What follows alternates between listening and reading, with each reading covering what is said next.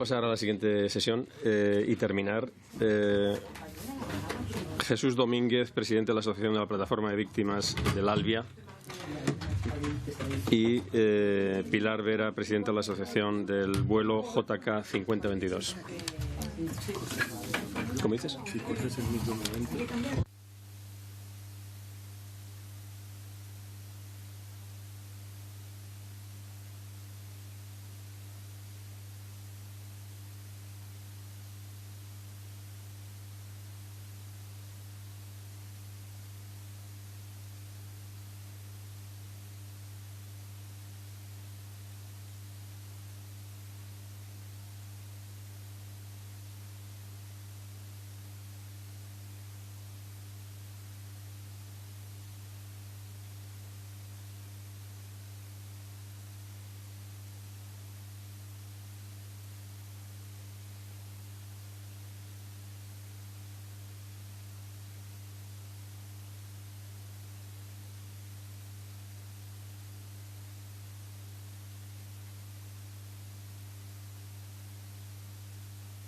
Bueno, pues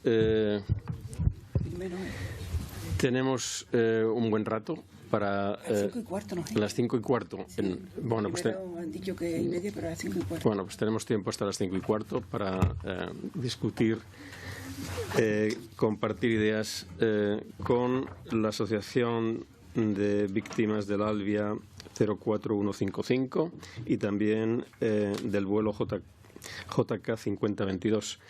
Jesús, tienes la palabra. Sí. ¿Se me oye? Sí. Hola, buenas tardes. Y bueno, lo primero, pues muchas gracias a todas las personas y organizaciones que han hecho posible que hoy estemos aquí, porque creo que es muy importante. Y este anteproyecto de ley, pues, aunque hay cosas que no nos gustan, pero yo creo que es muy importante para todos, ¿no? Y bueno, pues el título de nuestra presentación es una crítica constructiva. Pues yo creo que si no conocemos el pasado y lo que ha venido sucediendo en este país, pues es difícil que lo podamos arreglar. Y bueno, la verdad es que voy a ser un poco, no una piedra en el zapato, pero yo creo que es muy necesario. Y bueno, voy a explicar algunas cosas y luego encantado de responder las preguntas que sea. Bueno, yo soy Jesús Domínguez, el presidente de la Plataforma de Víctimas del Albia. También me acompaña Rogelio, que es el vicepresidente, que su hijo iba en el tren y falleció, la tripulante, y yo viajaba con mi pareja y mis dos sobrinas. Bueno, también me pregunto, como antes ha dicho alguien, que esto debería estar lleno de políticos, porque son los que hacen las leyes. Y resulta que no sé si hay alguien, o está escondido, pero no les vemos, con lo cual, pues la verdad es que es una pena, porque ellos son los que van a redactar las leyes y las van a aprobar, y creo que son los primeros que tendrían que estar aquí y no están. Y aparte porque ellos tienen mucho que ver en cómo se hacen las cosas en este país. Entonces voy a empezar con las palabras que dijo a la ministra Ana Pastor. Dijo estas palabras en su comparecencia tras el accidente. La ministra de Fomento dijo que pedía la colaboración a todos y también las críticas, porque solamente desde la crítica es como se hacen las cosas bien, ¿no? Entonces todas estas palabras son las que siempre pues, nos dicen los políticos. Las dijo Ana Pastor, pero yo estoy convencido que las hubiera dicho cualquiera. Y bueno, pues estas críticas llegaron. Y la primera crítica fue de la Asociación de Víctimas, porque ella también en esa misma comparecencia decía que la CIAF, la Comisión de Investigación de Accidentes Ferroviarios, pues que era independiente, bueno, tienen ahí sus palabras, y que gozaba totalmente de toda la independencia y que estuviéramos tranquilos que íbamos a tener una investigación verdaderamente independiente. En esa primera reunión pues transmitimos nuestras dudas, pero bueno, se nos dijo que eran unas dudas que no tenían ningún sentido, ¿no? Y bueno, y además este aurea que hay de las víctimas, ¿no? Las víctimas siempre se van a quejar, ¿no? Parece que las víctimas como si fuéramos tontas, pero las víctimas pues sabemos leer, tenemos estudios, miramos las cosas, o sea, podemos ser víctimas, pero a veces podemos buscar de una manera racional por qué ha ocurrido un accidente, porque somos los primeros interesados en saber la verdad, no tanto en culpabilizar a alguien, que a lo mejor al principio es normal, pero yo creo que lo que queremos saber es la verdad, ¿no? Bueno, el gobierno empieza esta investigación, y esta investigación es muy importante porque luego se incorpora al proceso judicial. O sea, no es que pensemos, bueno, es una investigación. Bueno, no, es que esta investigación luego va al juzgado, y como contaba antes, luego encima en el juzgado pues tenemos determinadas leyes que permiten a las administraciones elegir a los peritos, con lo cual el Poder Ejecutivo al final consigue meter mano en el Poder Judicial, ¿no? Entonces, ¿qué pasó? Pues al final denunciamos esta falta de independencia y pues bueno, menos mal que nos queda Europa, ¿no? Aquí doy las gracias a la Agencia Europea Ferroviaria, porque fuimos a Europa y ahí pues nos escucharon. Nos escucharon, pusimos hechos sobre la mesa y lo que decidió el Parlamento Europeo es encargar a la Comisión que investigara qué había ocurrido con la investigación que se había hecho en España. Y entonces la Agencia Ferroviaria Europea pues se puso a hacer un informe sobre la investigación que había hecho el gobierno en España, ¿no? La verdad es que, y desde aquí lo digo, pues si luego algún diputado, algún político lo ve, es una pena que te tengas que ir de tu país para que te traten como un ciudadano y te escuchen, porque aquí lo que hay es totalmente ocultación, falta de independencia, o sea, todo lo que hemos visto de la NTSBC aquí es todo lo contrario, o sea, justo lo contrario. Tuvimos esa suerte de ir a Europa, donde nos escucharon y hicieron el informe. Y recuerdo una cosa que a mí me sorprendió mucho, y la cuento ahora, no la tengo en la presentación, que Christopher Carr era el director de seguridad de la Agencia Europea, y yo estaba allí con Rogelio y Javier, que había perdido a su hijo también, y me acuerdo que me pidió que quería algunas fotos de los familiares y qué hacían en su vida, ¿no? Y yo, la verdad es que en un primer momento me pareció como un poco morboso, o sea, no entendía muy bien por qué me había pedido eso, ¿no? Y a mí me daba como cosa preguntarle, ¿no?, a los padres y al resto de familias, oye, que nos ha pedido que digamos quiénes eran, en qué trabajaban o qué estudiaban, ¿no? Pero él me dijo que quería que su equipo pues se involucrara realmente en la investigación, ¿no? Y la verdad es que fue pues muy sorprendente, ¿no?, para nosotros, sobre todo con lo que estábamos recibiendo aquí. Y entonces, ¿qué pasa? La Agencia Europea hace ese informe y ¿qué obtenemos de nuestro gobierno y de España? Pues maniobras desde Moncloa, y en este caso incluso desde la propia ministra, con una carta en la que amenazaba veladamente a la comisaria Violeta Bulc de que si ese informe salía a la luz, pues que podía perjudicar a España y que tomaría las medidas oportunas. Tal fue la presión que el informe es de enero del 2016, pero consiguieron retrasarlo hasta después de las elecciones. Y yo creo que gracias al impulso y al coraje de la Agencia Ferroviaria Europea, porque yo creo que si no, pues este informe no hubiera salido, ¿no? Pero bueno, esto es lo que ocurrió en nuestro caso y bueno, y en otros casos similares. ¿Qué decía ese informe? Porque aquí es la clave. Pues ese informe lo que decía es que la investigación no era independiente, pero para eso no había que irse a Europa, no había que ser muy listo, porque el propio informe de la CIAD, lo digo de memoria, en la página 21, en la 11, pone: el equipo investigador lo forma el director de seguridad de Renfe y el director de seguridad de Adif.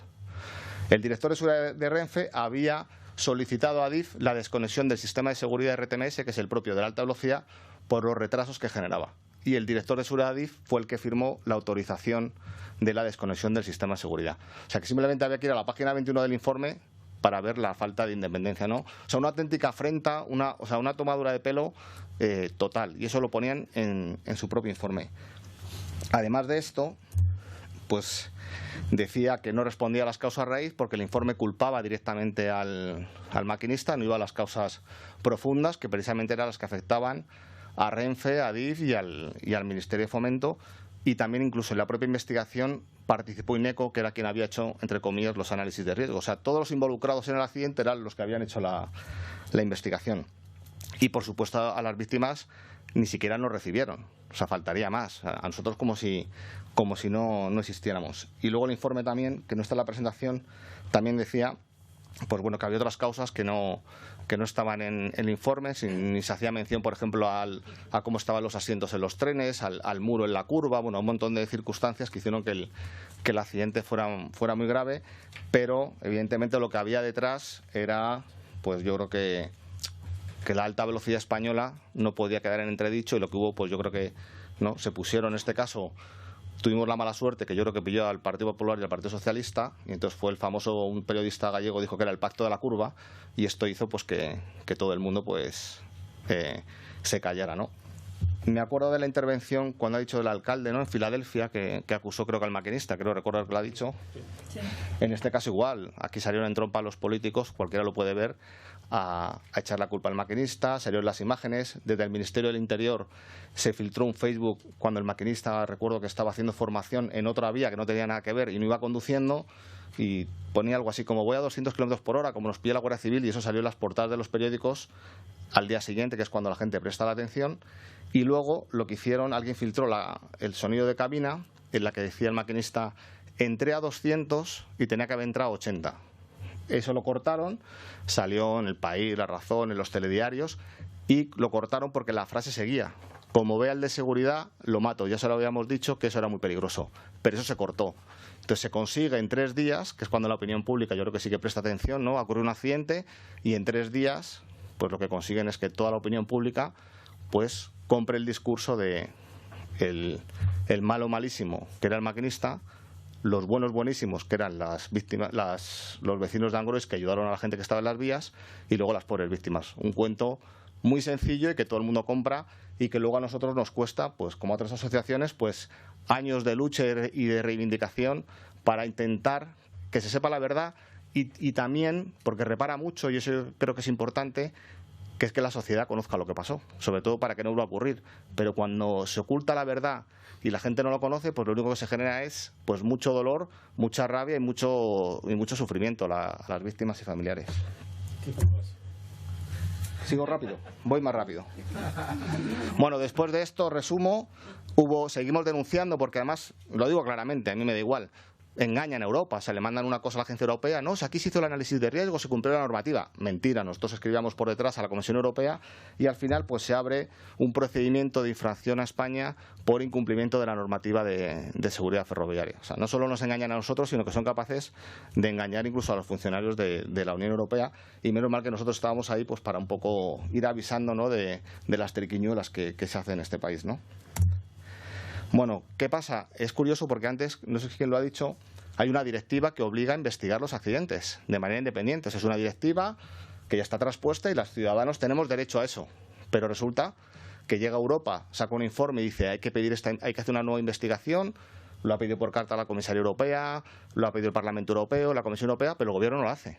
Entonces las víctimas y familiares, que tú no sabes ni de derecho ni tienes ni idea, ¿y qué hacemos? Pasan los años, y claro, si es un derecho, ¿cómo no? Y al final se nos ocurre pues poner un contencioso administrativo al Ministerio y a la CIAF. Y bueno, y después de un largo proceso, pues el Tribunal Supremo ha admitido a trámite un recurso de casación, ¿no?, por esta falta de independencia y por no escuchar a las víctimas, porque se incumplió la normativa.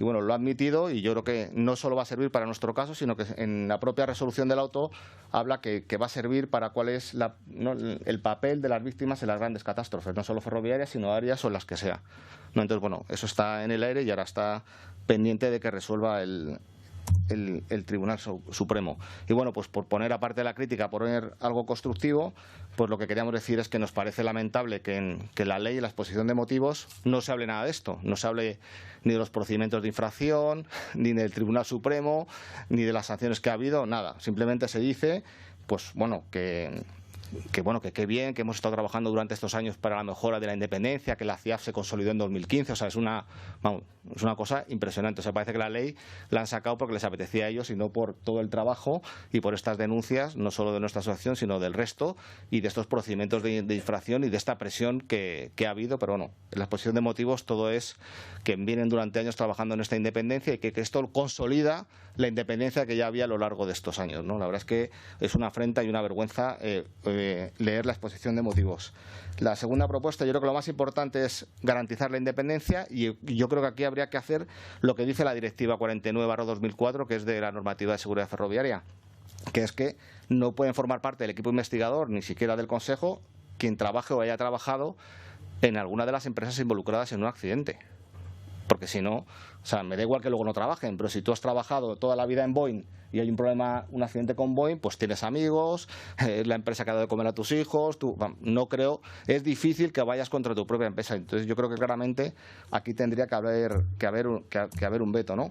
Y luego en accidentes muy graves, lo que decía yo esta mañana en la pregunta, yo creo que sería muy interesante que hubiera una obligación cuando hay víctimas múltiples de que tuvieran que participar técnicos de otras agencias europeas, ¿no?, para garantizar esta independencia, porque creo que la elección sea por el Congreso, creo que tampoco garantiza nada, y prueba de ello es que el presidente de la CIAF, de la Comisión de Investigación de Accidentes Ferroviarios, fue aprobado en el Congreso, y lo primero que dijo a los 3 meses de nuestro accidente, sin haber investigación, dijo que en Angrois estaba todo perfecto, y ha desoído lo de la Unión Europea, porque evidentemente le pusieron el PP y el PSOE, tenían la mayoría, pues entonces pues no había nada que objetar, ¿no? Estaba todo perfecto. Y respecto a las víctimas y familiares, yo creo que el texto, el artículo 15, pues no deja nada claro cuál es la participación de las víctimas. Yo creo que tiene que quedar negro sobre blanco y establecido, y lo suyo sería que una representación, ¿no?, por turno de las asociaciones en el Consejo Asesor, y se dijera cada cuánto hay, ¿no?, reuniones o se puede participar, porque todo queda un poco pues en el aire. Pues nada, muchas gracias.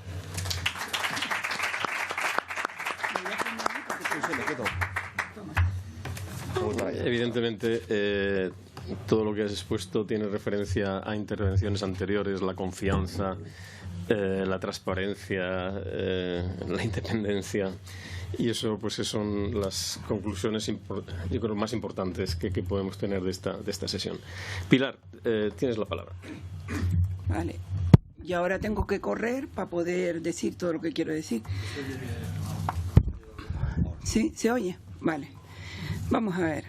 Yo lo que voy a poner aquí, lo que voy a hablar hoy aquí, podía hablar de muchísimo. Llevo 14 años entregada a una causa mucho más allá que la de nuestra tragedia, y podría hablar algo entendido, pero yo voy a poner aquí esta tarde lo que es un ejemplo de lo que no puede ni debe ser una autoridad de investigación.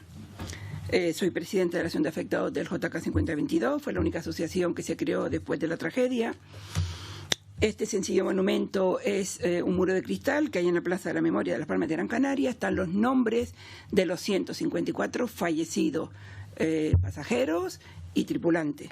En otros países se separa a los tripulantes de los pasajeros, como por ejemplo en Francia. Pero yo soy de la opinión que la muerte iguala a los seres humanos. Y estoy segura que ninguno de la tripulación y ninguno de los pasajeros pensó que el vuelo JK 5022 lo llevara en el último viaje que hicieron a la eternidad. Y tampoco creo sinceramente que en el caso nuestro la tripulación quisiera no volver a su casa como volvía después de cada vuelo. Estas fotos y estos nombres simbolizan la lucha que yo lidero en la asociación por encontrar una justificación a la muerte de 154 inocentes. Y creo que esta frase de Platón da la clave de la oscuridad en la que enterraron judicialmente el 19 de septiembre de 2012 la investigación del juzgado número 11. Podemos perdonar fácilmente a un niño que le tenga miedo a la oscuridad. La verdadera tragedia de la vida es cuando un adulto le tiene miedo a la luz. Y desde luego, en nuestro caso, ha habido de todo menos luz. De hecho, yo suelo decir que España es un país que protege a los verdugos, más que las víctimas. Parece que una vez que te ha tocado una tragedia de este tipo, pues que ya soportas de todo. Y la injusticia, el maltrato, la desidia, el abandono, la oscuridad y todos los calificativos que de la parte oscura ustedes puedan encontrar, y que pasó con la tragedia del JK 5022.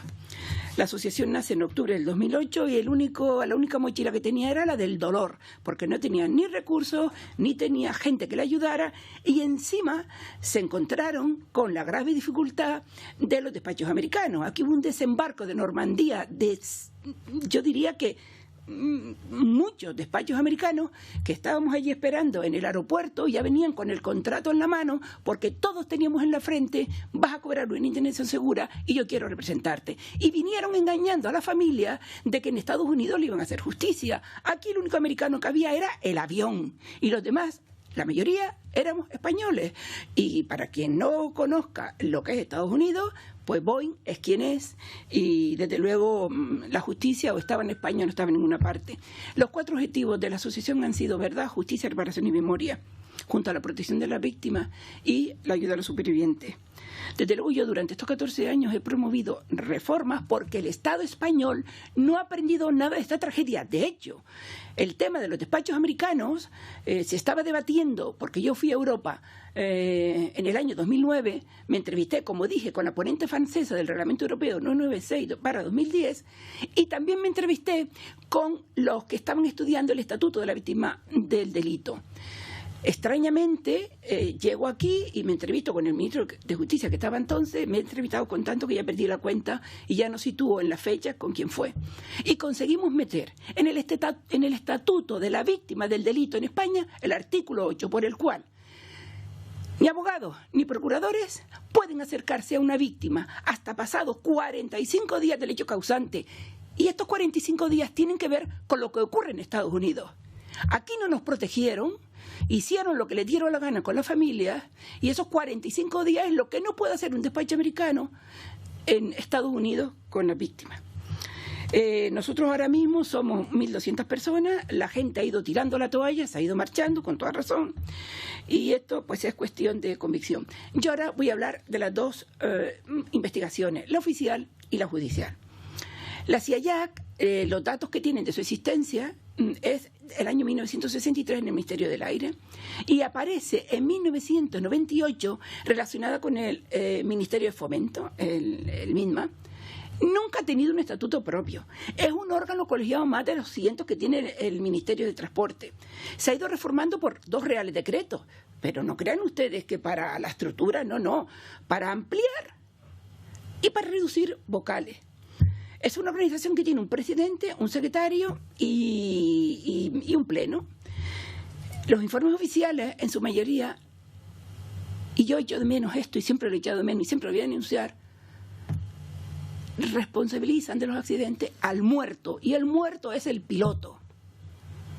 Y lamentablemente yo cuando oigo hablar a los profesionales, oigo hablar de los problemas laborales que tienen por decisiones que se toman, pero yo no oigo hablar a defender la memoria de los pilotos fallecidos, cuando en este caso es la Asociación de Víctimas la que está diciendo que los del JK 5022 fueron casi tan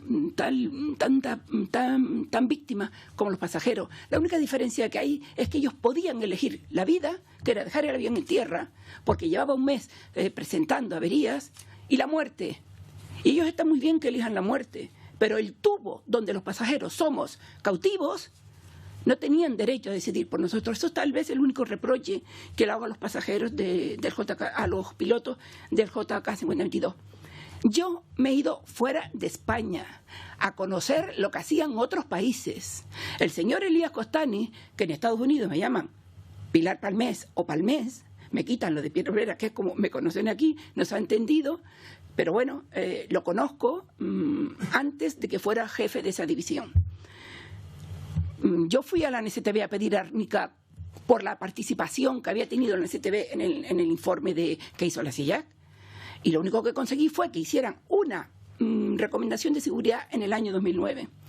Y desde luego no tiene ninguna credibilidad la CIA, porque sus recomendaciones que no se siguen, se archivan sin ningún tipo de seguimiento y de nada. Es una vergüenza absoluta.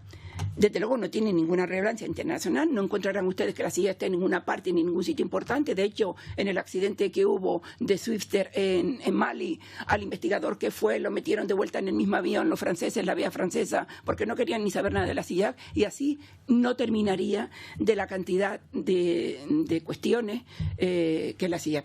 En el año 2008 estaba presidida por una persona que yo creo que tenía más de 75 años.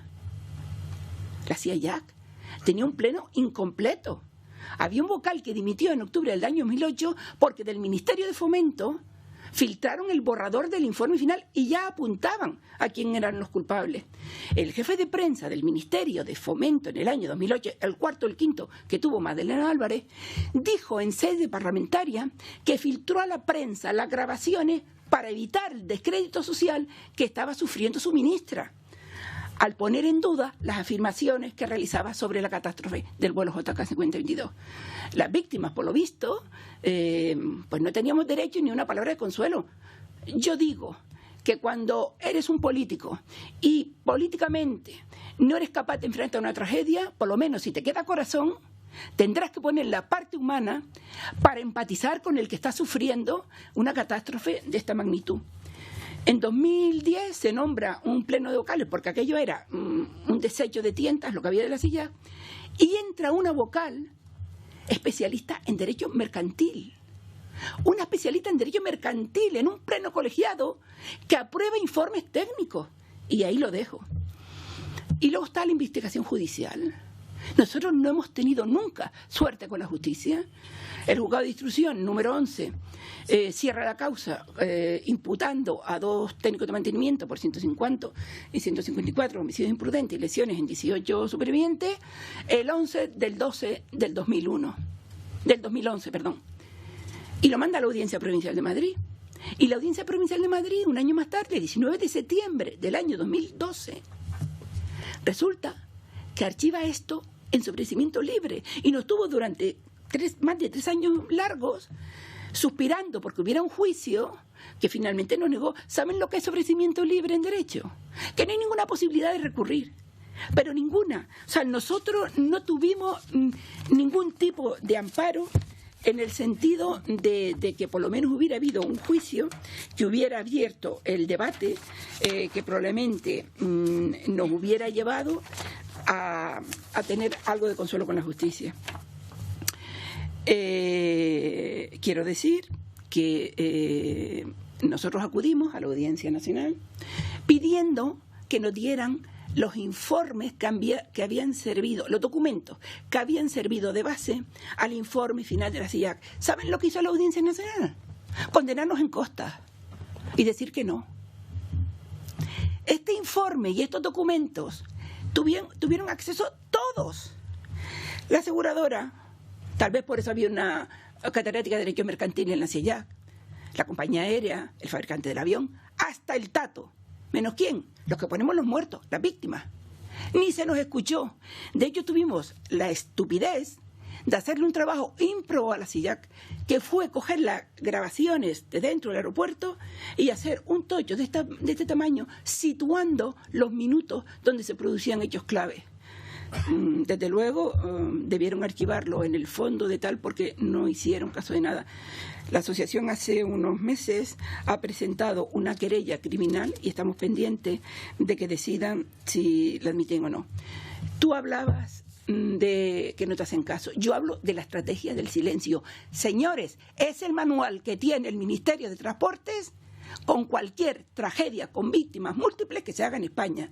Y esa estrategia del silencio empieza durante las investigaciones oficial y judicial. La presión mediática esperan a que se relaje. Conocimos en 2018, por el secretario general de la CIA en sede parlamentaria, que sus reuniones con el titular del juzgado número 11 eran muy, muy frecuentes. Investigación oficial, investigación judicial. El fiscal asignado al caso en el juzgado no promovió nada que no estuviera previamente autorizado por su jefe. Tenía una dependencia de 2 fiscales que seguramente le sonarán a los que estén relacionados un poco con el mundo de la judicial. Uno era Manuel Mois, que era el fiscal de la Comunidad de Madrid, y el otro era Eduardo Esteban, de la Audiencia Provincial. En aviación las investigaciones son paralelas, judicial y oficial. Desde luego, en este caso, la investigación oficial fue la que hizo que esto se archivara judicialmente. La falta del medio del juzgado número 11, a mí ya no me importa reconocer en público que en más de una ocasión se me pidió que fuera a hablar con personas de trayectoria dudosa, porque yo al señor Granados, que era consejero de Justicia de la Comunidad de Madrid, fui a pedirle en una ocasión que pagara los sueldos de aparte del refuerzo que tenía el juzgado número 11. Pusieron un juez de refuerzo. El juez que ha estado esta mañana aquí no tenía ni idea de aviación ni de nada. En ese juzgado son estafas, crímenes y de todo tipo, menos un caso tan especializado como era este. Y el órgano pericial colegiado que creó fue por el artículo 33. Antes lo había intentado y entonces reunió a 8 profesionales y lo creó. El tema fue que él de alguna manera se hizo cargo de el informe que hizo ese órgano pericial colegiado. Dijo que 7 lo apoyaron y 1 no, porque entre las pocas pruebas periciales, que también tuve que ir a pedir dinero a la Comunidad de Madrid para que le permitieran hacer la simulación del vuelo. Y el avión en las mismas condiciones del 20 de agosto no se levantó. Luego pasan, desde el año 2011 nos dedicamos a pedir aquí una comisión de investigación. A nosotros nos dijeron que no, porque estaba la investigación judicial abierta. Fíjate tú cómo son las cosas, que luego a ustedes, aunque ustedes están inconclusas, está la investigación judicial abierta y sí que les permiten abrir la comisión. Y entonces empezamos desde el año 2009 a porrear las puertas de aquí y al final, después de una serie de vicisitudes, 3 iniciativas presentadas, hay un cambio político en España, ya no es un bipartidismo, hay otros partidos que nos apoyan y se presenta 3 veces la iniciativa. Nunca nos detuvimos, a pesar de que nos decían que tal, nunca nos detuvimos. Y al final, ¿qué conseguimos? Pues conseguimos que esa comisión hiciera un dictamen y que se llevara al pleno de la Cámara el 13 de mayo de 2021. Y miren por dónde, 10 años después, una comisión parlamentaria del Congreso hace 11 conclusiones y 13 recomendaciones, desautoriza a la CIEJAC. Todos los que comparecieron a la comisión se pusieron de acuerdo en una cosa, que la CIEJAC no era ni independiente, ni tenía recursos, y mucho menos estaba preparada para enfocar una investigación como la nuestra, con decirles a ustedes que el secretario general de la CIEJAC, Francisco Soto, declaró en el Congreso que se autonombró jefe de investigación, y le preguntaron, pero bueno, ¿y usted tiene formación? No. ¿Y cómo lo hizo? Bueno, jefe de investigación. El actual presidente de la CIEJAC, que sepas que era un alto directivo de Airbus en Madrid, y está presidiendo la CIEJAC de Airbus. En esas 11 conclusiones, no me voy a detener en todas, pero sí se dice que hay que volver a investigar oficialmente, pero no la CIEJAC. Y se dicen unas recomendaciones bastante importantes, pero ¿qué pasa? Que el balance de esto es que la mesa del Congreso, un dictamen aprobado en la Cámara, 219 votos a favor, casi lo de una ley orgánica, 121 votos en contra y 5 abstenciones, con un voto particular del Partido Socialista, porque aquí también influye mucho con quién te toque la tragedia. Si te toca con el PSOE o te toca con el PP. Pero luego al final da igual, porque te terminan tratando de la misma manera. La mesa del Congreso decide que, como son recomendaciones, pues que no lo va a enviar a la Fiscalía General del Estado, porque aquí hay intervenciones en la comisión parlamentaria, que es un delito mentir, y se acordó enviarlo a la Fiscalía General del Estado para depurar posibles responsabilidades judiciales.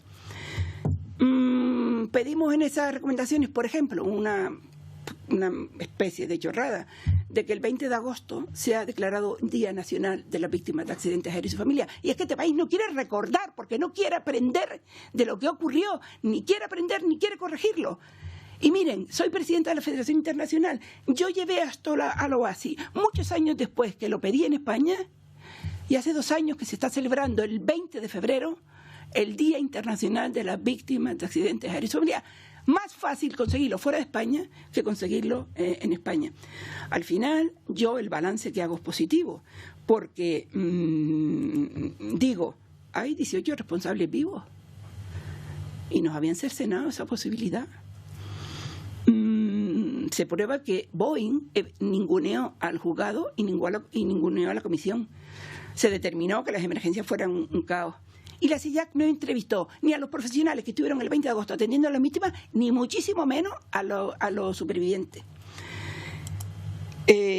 Nosotros, dentro de lo que hemos hecho en estos años, yo me hice algunas promesas de lo que sufrimos en los días siguientes a la tragedia, y una de ellas fue el 29 de julio del año 2011, cuando nos enteramos cómo se iba a publicar el informe final y tal, y aquel día me dije que la CIEJAC tenía que desaparecer y que no sé cómo lo iba a hacer, pero que lucharía y no me podría marchar de lo que estoy haciendo hasta que desapareciera.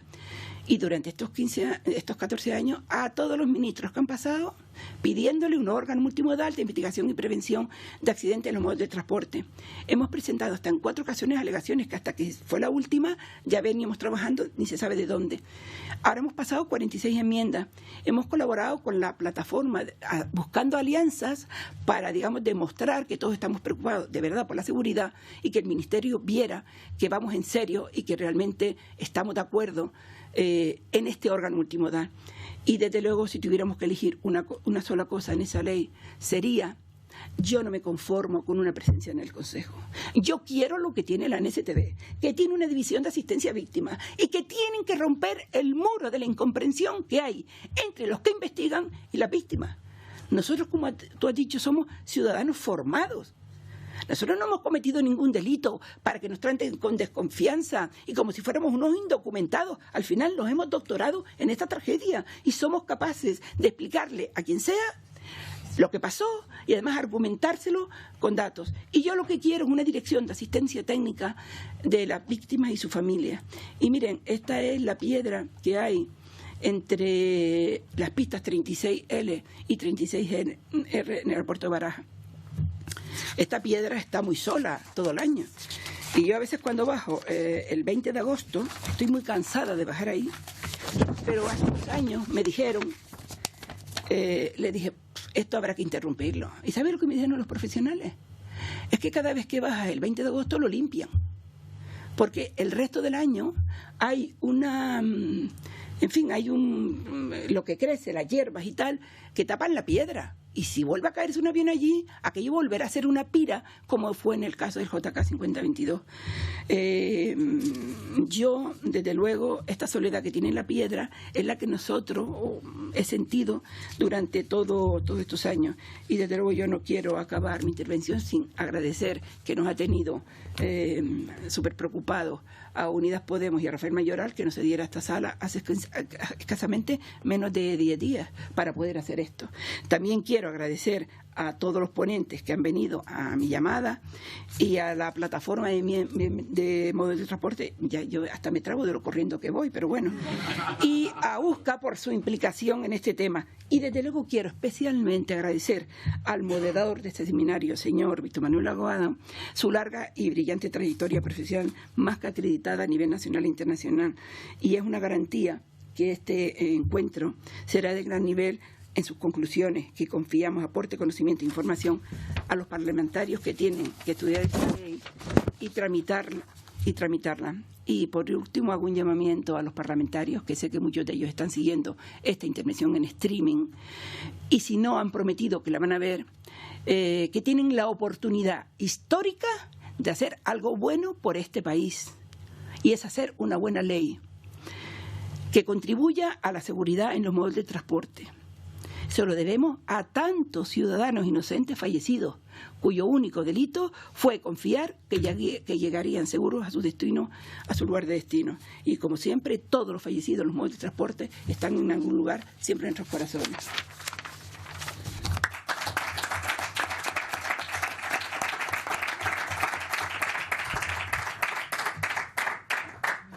Bueno, muchísimas gracias, Pilar, y muchísimas gracias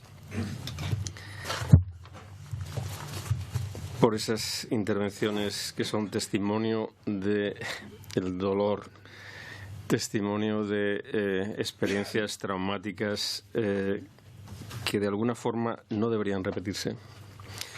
Hemos escuchado que el board de los Países Bajos, la NTSB, todo esto se fue creando a través de crisis. O sea, una crisis provoca que un país tome medidas para resolverlo o resolverlo lo mejor posible y evitar que eso se repita en el futuro. Lo que escuchamos son una serie de crisis y lamentables situaciones que yo creo que esta ley, de alguna forma, este proyecto de ley, nos debería dar la oportunidad de hacer las cosas bien. Y ese es el gran reto. Tenemos la oportunidad de una toma de medidas en este sentido, que es la ley, el estatuto, los procedimientos a establecer en los diferentes modos de transporte. Hay una serie de titulares que he recogido de las diferentes intervenciones y que al final de mañana pues podríamos consolidarlas en una serie de conclusiones. Pero, por ejemplo, la importancia de articular la participación de los profesionales del sector, incluido las víctimas, en alguna forma de dinámica de este tipo de investigación. Se ha hablado muchas veces de la cultura justa, a veces difícil de marcar la línea roja que decían esta mañana, ¿no? Cuál importante es la cultura justa para que de alguna forma los profesionales puedan declarar una serie de incidencias y no tener que ser sujetos de persecución judicial. Evidentemente la atención a las víctimas, lo hemos repetido muchas veces, tú lo has pedido, tú también lo has pedido, es fundamental, es una pata que hay que atender y nos lo han explicado muy claramente en la NTSB. Yo recuerdo algunas palabras de una antigua presidenta de la NTSB, que era Deborah Hersman, que decía cuando en el gobierno americano trataron de identificar qué hacer con las víctimas, se trató de crear algo fuera de la NTSB. Ella era la presidenta de la NTSB y dijo, mejor que lo hagamos nosotros que lo hagan otros. Por lo menos lo podremos facilitar. Y por eso tomaron la decisión de incluirlo dentro de la NTSB. Pero hay una razón más importante, y es que es importantísimo en la relación con las víctimas transmitir una información veraz, transmitir una información que sea rigurosa, transmitir una información que sea de primera mano. Y eso solamente lo puede hacer aquel que tiene la información de la investigación. Evidentemente que no, el que está haciendo la investigación, y veo que aquí en la sala hay personal que se dedica a este tipo de cosas, no puede transmitir todo, ni todos los detalles. Pero sí puede transmitir el ritmo de esa investigación, las características de esa investigación, algo que interese a las víctimas y sus familiares. También explicaba a alguien en el café la diferencia de tratamiento, por ejemplo, de aquel accidente que no sé si es un accidente, es el MH370, el avión que desapareció y que todavía no sabemos dónde está. Entonces la investigación la llevaba Malasia, y todos eran problemas, o sea, problemas con los chinos, con los malasios, con los australianos, y esto se lo delegaron durante una época a los australianos, y el board australiano salía a la prensa todos los días a informar, y todo el mundo lo aceptó, y la tensión se calmó inmediatamente. ¿Por qué? Porque estaban informando sistemáticamente de lo que estaban haciendo. No estaban informando sobre cosas confidenciales, estaban informando sobre lo que estaban haciendo, qué es lo que se puede esperar. Y eso era fundamental a la hora de calmar esa tensión que había. Evidentemente hemos escuchado que hay que mejorar el marco normativo, de la relación entre la justicia y los aspectos técnicos, y ese marco normativo lo hemos escuchado en nuestro fiscal y también de otros, ¿no? También la importancia, a lo mejor, de que estos temas desde el punto de vista judicial se puedan tratar por unos órganos especializados, ya sea en la audiencia, sea un fiscal especial, etcétera, ¿no? Y esa interrelación entre la justicia y los aspectos técnicos subsistirá. Es un tema a ir resolviendo sistemáticamente y a clarificar. En diferentes países tenemos diferentes relaciones y diferentes limitaciones. En el caso de España, yo creo que esa relación tendría que estar muy clara. El modelo de investigación que decía Pamela, cómo definir el modelo de investigación y que de alguna forma nos lleve más allá del piloto, que también lo decía el fiscal Révolo. No nos podemos parar en el conductor. O sea, es un tema sistémico y cómo el modelo nos debe llevar a hacer un análisis de todo el sistema si fuera necesario. Evidentemente, no podemos tener miedo a la luz, Pilar. O sea, tenemos que afrontar la realidad como es. Y bueno, al final yo me quedo con las tres palabras de la NSTB, los tres principios fundamentales. La independencia, y esa independencia tiene que ser de la autoridad judicial, pero también de los ministerios en general. La transparencia y la credibilidad. Pero esos tres componentes es lo que hace que la sociedad tenga confianza en el sistema. Y eso es lo que tenemos que proveer. O sea, que tengamos confianza en que lo que tengamos de alguna forma va a funcionar de una forma honesta, de una forma rigurosa. Y no solamente que lo sea, sino que también se perciba. Con esos titulares me quedo. Mañana más. Muchas gracias por seguir esta discusión tan interesante y que continuaremos mañana. Gracias a todos.